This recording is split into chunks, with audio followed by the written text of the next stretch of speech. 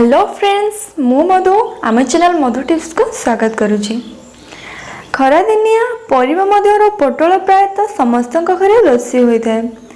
यही परिवार vitamin A B एवं विटामिन सी रही है। शरीर इम्यूनिटी बढ़ाइबारे यह सहायता करता है। यह सहित एथिरे एंटीऑक्सीडेंट भरपूर मात्रा रही है। यह विटामिन स्वास्थ्य पर आवश्यक होगा सहित यह गैस जनित समस्या आराम देता है। एमती किसी उपादेय कथा आज मुझे कहे पोटल विषय। पोटल आम कहीं खाइबा चलते जाना। नंबर 1 पोटल खाइबा द्वारा पेट दरज भल होता है। पेटरे पानी जमीबा समस्या रक्षा करिଥାଏ।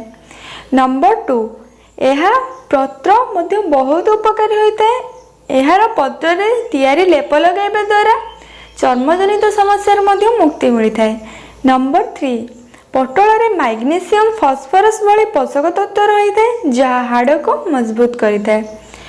नंबर 4 पोटल खाइबा द्वारा रक्त परिष्कार होता है। एथिरे भरपूर मात्रा रे फाइबर रहता है जहाँ पाचन क्रिया को सुचारू रूपे संपादन करता है।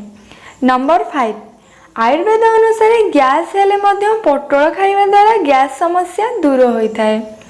नंबर 6 पोटल चोपारे विटामिन रही है। 100 ग्राम पोटल चोपारे 24% कैलोरी रही है। यह त्वचा पर बहुत उपकारी होता है। नंबर 7 यह खाइबा द्वारा ठंडा एवं कब्ज समस्या दूर होता है। नंबर 8 एथिरे कैलोरी कम थिबारु यह खाइले कोलेस्टेरोल बढ़िबार आशंका न थाए। नंबर 9 यह केवल स्वास्थ्य भल होई न थाए, यह त्वचा पर बहुत उपकारी होता है। पोटल चोपा को पेस्ट करी आपण फेस पैक व्यवहार करें।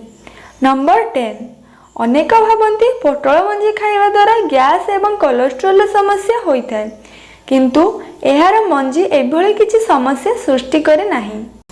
ताहेले फ्रेंड्स माने आज आम जाना पाइले पोटल रे पोषक तत्व विषय एवं पोटल आम शरीर को केते उपकार देता है एवं गैस समस्या मुक्ति देता है। जदि आपको आज भिडियोटी भल लगिला ताहेले लाइक करंतु, कमेंट करंतु और वीडियो को शेयर करंतु।